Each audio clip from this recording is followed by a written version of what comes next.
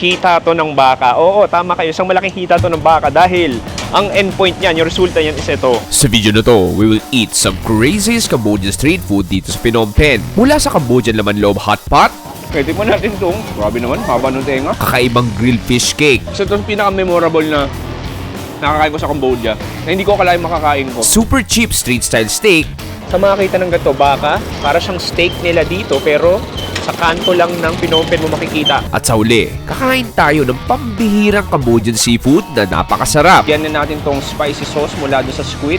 Sana makuha ko ng buo. Yun. Cheers, pare. Ihanda ang tiyan, cause these are Cambodia's craziest street food. Ready ka na ba? Chua!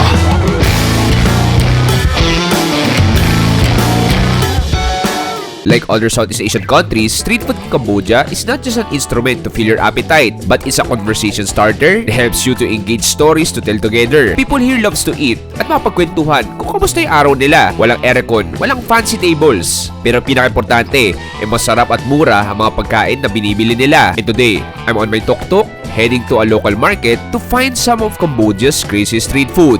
Okay, pare. Magandang araw. Hindi, magagabi. Gabi na dito pero medyo maliwanag pa rin. Magandang gabi sa inyo lahat. Nandito pa rin sa Phnom Penh, Cambodia. At for this episode, pare, short food tour ulit. Siguro gagawin natin, kain tayo ng ibang local Cambodian food at kakain din tayo ng Cambodian seafood dahil dito sa Cambodia, kapag gabi, iba ang aksyon. Ang dami nagbubukas sa street food stalls, lalo sa seafood. Yung napuntahan na natin to last time sa Russian market pero sobrang laki nun. May mga area pa hindi napupuntahan. So it's time to rest back. Nasa tuktok ko ngayon, medyo jam-pack yung traffic. Anyway pare, see you sa Russian market. First stop is this small cart na may high volume ng iba't ibang internal pork organs. Di lang matutulala ka sa dami ng skewers na pwede mong pagpilian mula sa puso, pancreas, dila, tenga at marami pang iba. Ordering is so easy as counting as 1, 2, 3. Choose your desired meat and then papakulan sa broth na may spices and pork bones. And boom, ready to serve with a sauce and pickled veggies on the side. Okay pare, touchdown tayo dito sa Russian market. Ibang klase, unang bumugat sa akin. Iba't ibang laman loob. Look at that. So mamili ka ng gusto mong laman loob na nakalagay sa stick and then imbis iihaw, ilalagay doon sa hot, piping hot na malaking parang kawali. Di ko alam kung pork stock siya o beef stock pero importante doon ay naluluto siya. Actually, yung anggo medyo naamoy ko. Parang amoy goto. Alam niyo sabaw ng goto? Parang ganun. What is? Nakaiba. So ang gagawin ko kung ipipilaw ng karning gusto ko and then ilalagay niya doon.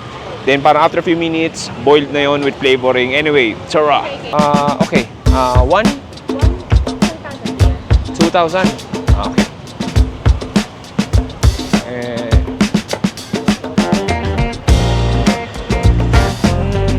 What's this? Liver? Okay.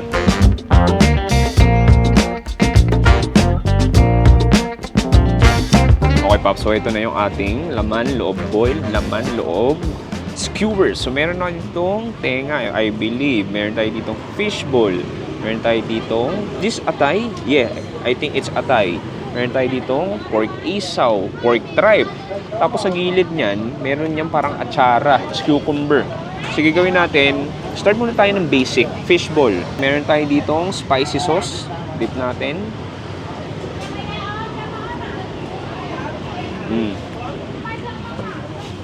Simple lang. Sarap. I mean, kung ano nasa squid ball sa atin, ganun-ganun lang din. Nagpapalasa yung sourness, nagpapalasa yung sweet and sour and spicy sauce. Actually, na-realize ko, nakakain naman sa Central Market. Tikman natin itong isaw.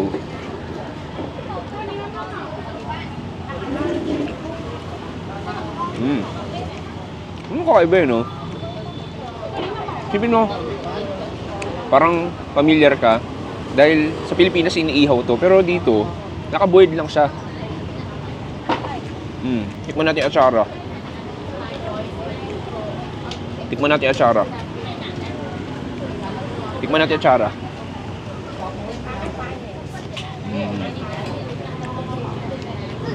Sarap. Ang balanse. Actually, kung anong lasa ng atsara sa Pilipinas, gantong-ganto, mas matamis lang to. It cuts down the heaviness nung mga laman loob natin. Okay, next natin, try natin to atay. nasa sauce. Ay, hindi atay. Baga. Baga pala yun. Baga. Oo nga. Baga nga. Habulin ko na cucumber. Parang Saigon, maliit na bangko lang. Nakaupo ka. Diba nagagato, kumakain lang din. Kwentuhan, after work. Diba, naka long sleeves pa. Kulang na lang dito, kakwentuhan. Pwede niyo ba ako samahan? Kung nanonood ka ngayon, uy, kamusta ka? Kasama ka? Baka di ka nakasubscribe ha? Kaya konti subscribers natin. Nakita ko sa analytics, hindi proportion yung mga nanonood. Marami naman viewers natin kahit papaano. Pero mga hindi nakasubscribe. Ha? Ikaw ha? Baka hindi ka nakasubscribe. Subscribe ka na. Okay, tikman natin itong. Grabe naman, haba ng tenga.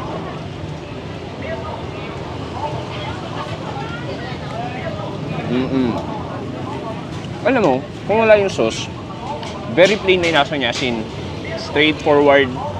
Laga, yun eh. Okay, dip natin to. Ito yung pinaka-tripe. Parang kumakain ng goat na walang sabaw. So nakakatuwa sa niya, ang sarap ng combination ng atsara, so yung laman loob.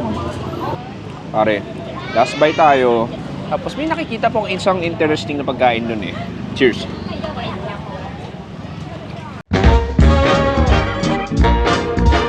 Pare, what a way to start our food tour ngayong gabi. At sa dulo ng episode na to, we will devour some cheap Cambodian seafood, kagaya ng squid and giant oysters. Kailangan nyo abangan yon. And for our next street food, dumayo pa tayo sa napakamalayo dahil literally, katabi lang to ng unang food spot natin. This is a Cambodian otak-otak, a fish cake made from mackerel wrapped in banana leaves and grilled. And of course, partnered with a lot of greens. Medyo kakaiba to, kaya interesado akong kainin to. With this, 10,000? Yeah. Okay. What's that? What's this? Fish? Fish. Fish. Songkwa. Fish. Langer? Yeah. Yeah.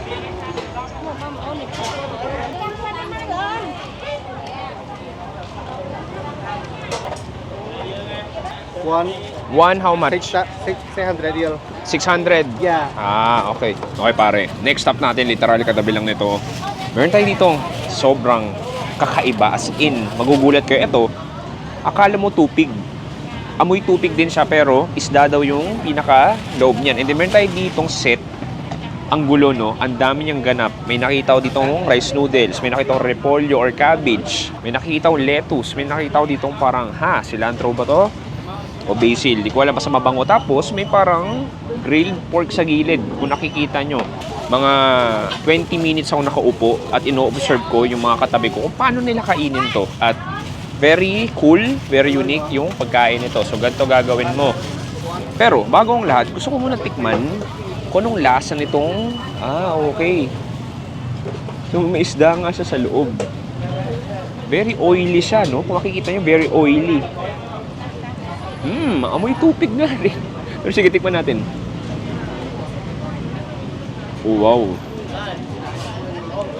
Oh, nice. Texture niya, fish cake. Alam mo yung odeng? Parang ganun. Parang fishball. Pero, yung lansa na lalasahan ko. Medyo may anghang din siya, may spices na rin. May sili, may labuyo. Parang ma-pepper din siya. May pagka-fermented din ng konti, tapos medyo smoky dahil inihaw siya. Okay, nagigits ko na. Sige, ganito ginagawa ng iba. Kuha sila ng cabbage, and then kuha sila ng noodles. Ilalagay mo dyan, tapos kuha ka nung parang tupig. Tupig na lang tinawag no? O nung isda na nakabalot sa dahon, lagay mo dito. Tapos kuha ka ng konting herbs. Ayan. Balot mo. May suka tayo dito na may sili. I-dip mo yan. Expert na expert ako Stick natin. Cheers.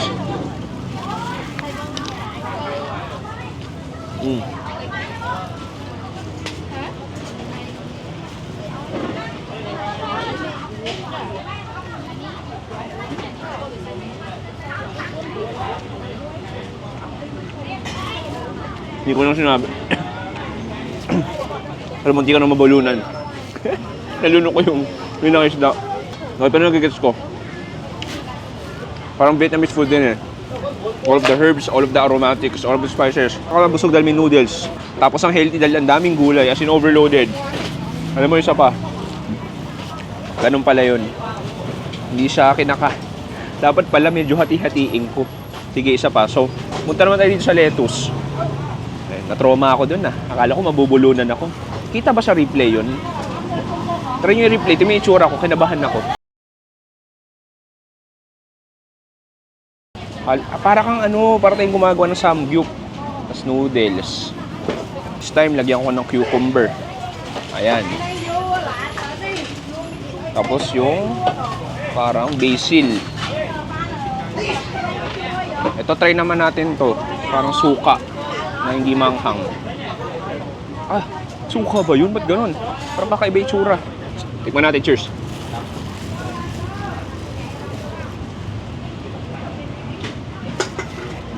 Sobrang enjoy. Ang saya. Ang sarap. Walang biro, ang sarap. Ang bango sa bibig. Guilt-free dahil masustansya siya. Nakakabusog din. Gets ko. Actually, mura to eh. Parang 100 something. 138 pesos tong buong set na to. May ilang piraso? 1, 2, halos 8 pieces. Yung parang fish. Tapos meron kang set ng gulay at noodles dito. Panalo. Masarap siya. Yung tsura nga niya, actually, parang boring. Tapos maganda dito, parang may activity ka rin. Kaya yung gluttony mo, medyo mapipigilan dahil ang juicy niya. Pero wait lang, nasyak ako dun. May juices siya, oh.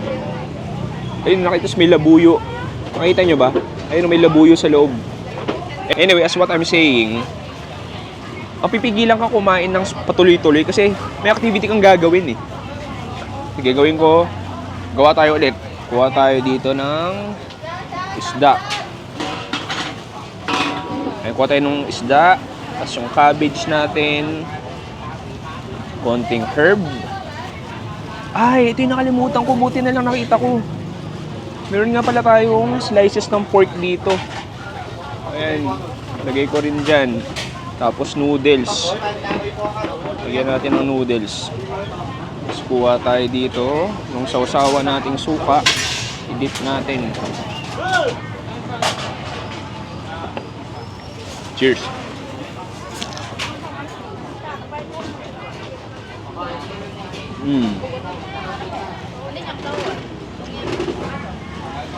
Isa pa.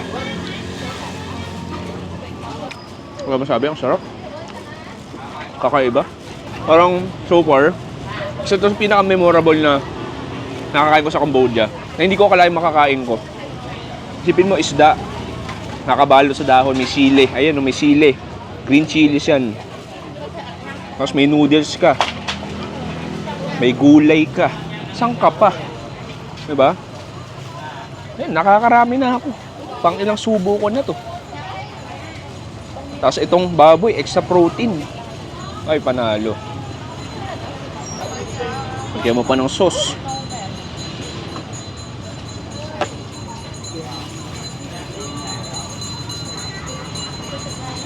Pare, kakaiba yun. Mabubuhay dugo mo dun. May activity ka, may gumagawa ka ng, nag-assemble ka ng pagkain, parang samgyup. Tapos yung pagkain, looks intimidating, mukhang mahirap kainin, pero with the help of observing the locals, madali lang siya kainin. Wala, panalo. Anyway, Pops, lakad-lakad tayo dito sa Russian market. Hanap tayo next food trip.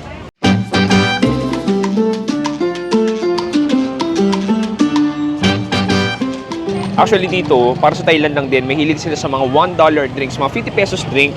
Ito meron tayo dito Thai milk tea. Marami ring Thai drinks dito, pero may coconut. So, Thai coconut milk tea. Tikman natin.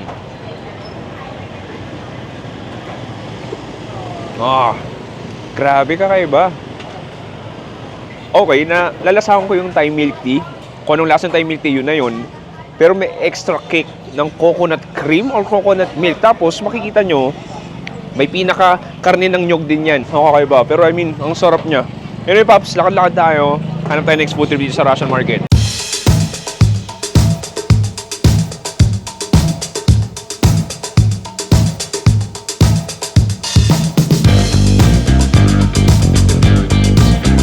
Okay pare, next stop natin. Hita to ng baka. Oo, tama kayo. Isang malaking hita to ng baka dahil ang endpoint niyan, yung resulta niyan is ito. Meron tayo ditong beef barbecue para sa mga beef brisket pare. Hindi siya kamahalan, no more than ng worth 10,000 real. So magkano yun? Parang patak-patak 100 something pesos lang yun. No? That actually literal roadside lang siya. Ayan no. May mga motor pa sa gilid ko. Baka mahagip camera ko pero this is insane. Iba yung fumes. Para siya may binibase din parang barbecue sauce. Anyway, umorder na ako. Hintayin natin.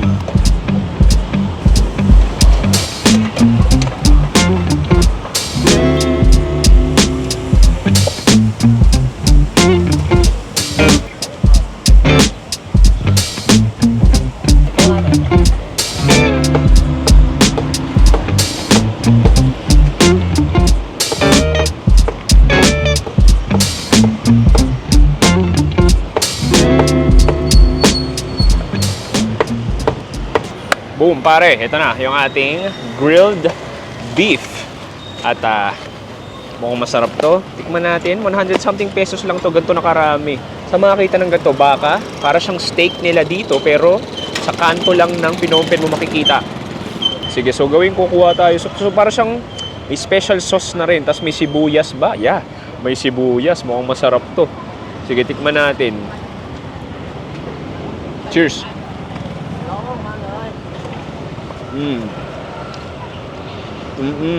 Oh, that's a good source of protein. Oh, sarap. Sweet, spicy, barbecue sauce. Mabawang din siya. Gusto ko rin yung dagdag ng onions, parang kumakain ng shawarma. No, it's not as tender na parang yung mga klase ng steak na matitikman mo sa mga restaurant.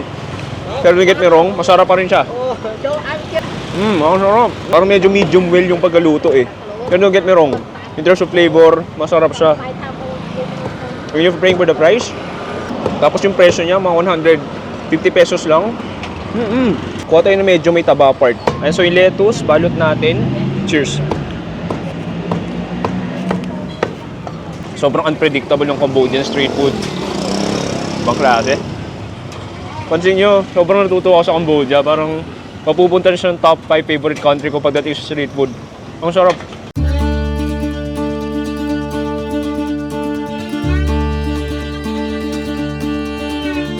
Alam mo, palaban ng mga seafood scene sa iba't ibang parte ng Southeast Asia at dito sa Cambodia, hindi silang papatalo dahil mayaman din sila sa marine resources. Kaya naman, ang mga giant oyster sa squid na to ay makikita mo lang na binibenta sa kanto. Okay pare, touchdown tayo sa last food stop natin. Ito yung sikat na seafood restaurant dito sa Russian market sa Phnom Penh. Pare, jam-pack. Makikita mo ito, isang malaking dine-in section and then sobrang daming tao. Yung likod ko, sa kanila din yan, extra dine-in. Uy, ito na. Wait lang, ito mo luwadat. Orderin natin yan. Meron tayo dito squid. Meron tayo dito iba't ibang grilled squid, pare. Alam mo, ganyang karami. Feel ko daan-daan. Baka umabot ka ng 1,000 squid sticks yung nabibenta nila kada araw. So dito, sabi nila, may nagsuggest sa akin, may nagsabi sa akin na dito sa Cambodia, yung seafood daw hindi daw gano'ng kamahalan dahil very abundant yung seafood dito. At actually, tsura pa lang. Tsaka sa dami ng tao, parang lahat talaga makaka-afford ng seafood dito. Anyway pare, naamoy ko na ang aroma ng squid. Umorder na tayo. Umorder na ako ng ilan sa mga bestsellers nila tulad ng grilled squid, giant oysters, and Cambodian tom yum or seafood soup. Tara, ready na ulit kumain.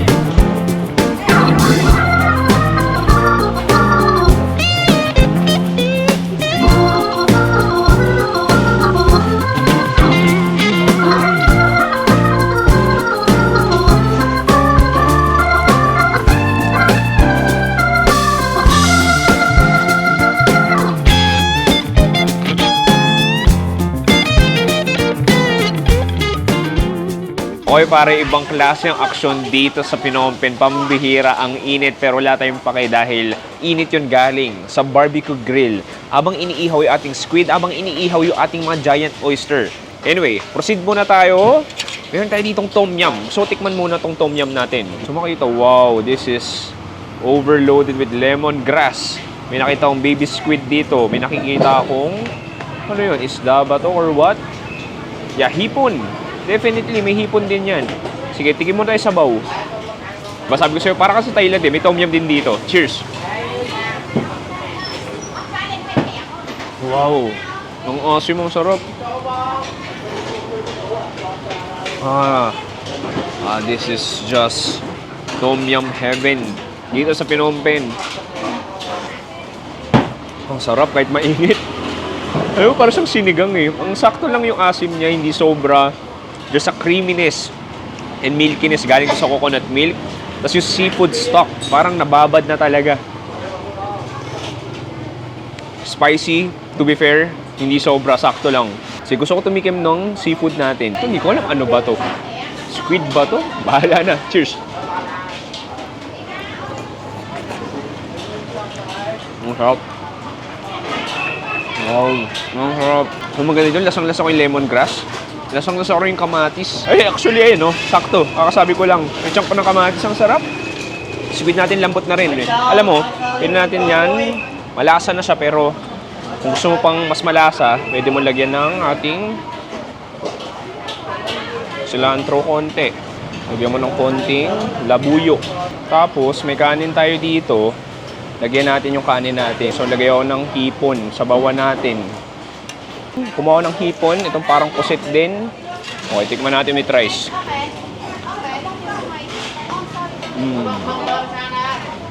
Grabe, Cambodia. Panigurado ako napapanood nyo ngayon. Kailang sabi na ako na ang sarap ng Cambodia. I mean, yung pagkain ng Cambodia masarap. Maba underrated. Isipin mo, Thai cuisine, Vietnamese cuisine, local Khmer cuisine, pinagsama-sama. Tom Yum pa lang, panalo na. Mushroom ata yun eh. Actually, kahit di mo nilagyan ng cilantro, hindi mo nilagyan ng sili, masarap na siya. Okay, punong-puno ng squid to. Pero punta tayo sa isa pang squid. May grilled squid tayo dito. So, magkano to? $3 ba? So may, actually parang baby squid ba siya? Hindi, parang teenager na squid. Dahil medyo malalaki na naman siya. Tapos may cilantro din tayo dito. Pwede mo lagay yan. Tapos may dalawang klase tayo ng sauce. Gusto mo na i-dip. May dalawang klase tayo ng sauce. Gusto mo na i-dip sa hindi spicy. Ayan, babaran natin. Paliguan natin siya. Cheers!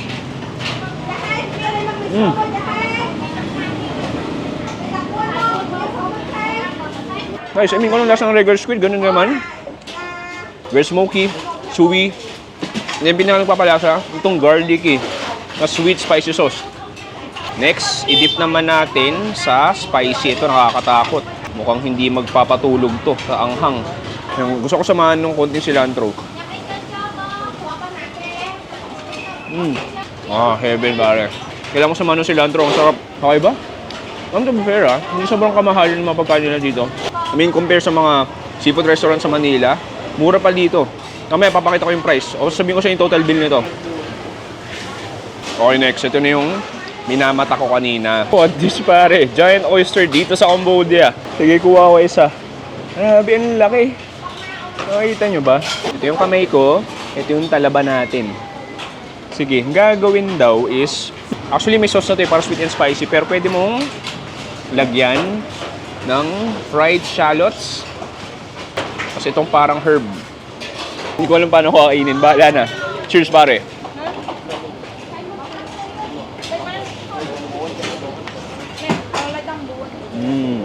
Fresh. Simple lang eh. Simple na katawa pero masarap.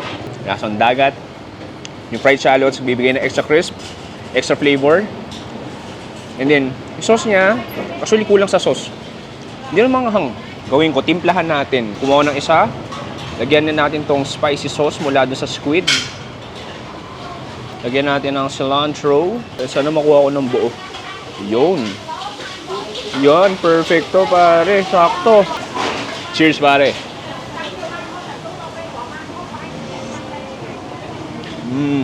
Parang mapapasayaw na ako ng bini dito sa sarap pare. Ang sarap.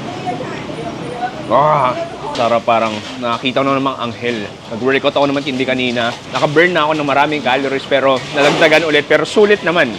Ang sulit talaga. Iba lang din talaga yung seafood scene. Iba lang din talaga yung street food scene dito sa Cambodia paggabi, as in. Daming pamilyang kumakain. I mean, ordering different seafood. Tsaka hindi siya pricey. So parang anyone can afford seafood dito sa Cambodia. Kasi to be fair, very abundant din. Maraming yamang dagat dito sa buong Cambodia. Kaya di na rin sila mahirapan magkaroon ng source ng iba't ibang seafood. Anyway pare, kain na ako ng maayos. Sarap. Boom! Pops! Tapos na tayong mag-food tour Ngayong gabi dito sa Russian Market sa Phnom Penh, busog ako. Iba yung busog ko lalo sa huli. Diyos ko, yung tom yum, alam mo, lahat ng yun magugulat ka, lahat ng nakita nyo, 700 pesos lang yun. 'Di ba? Kung compare mo yung giant oysters, magkano yun sa Pilipinas? So kung compare mo yung seafood sa atin, sa bansa natin, di hamak, mura nga talaga dito. Sa higit sa lahat, hindi lang mura, masasarap tsaka quality. Anyway, Pops, dito nagtatapos ang episode natin. Maraming salamat sa panonood si Chewy dito sa magandang bansa ng Phnom Penh, Cambodia. Nagsabi, stay safe, good night, and goodbye. Bye! Hoo! Sarap ng tom yum, no? Kala ko sa Thailand na may tom yum. May tom yum din pala dito. O si Tommy. Kailan mo si Tommy? Pipito, my friend. Umalis ka dun. Utangan ka nun. O si Chewy, dito pa rin sa magandang probinsya. Probinsya? Ano to? Probinsya ng Pilipinas. Okay pare, pambihira. Ibang aksyon habang tumataka ka.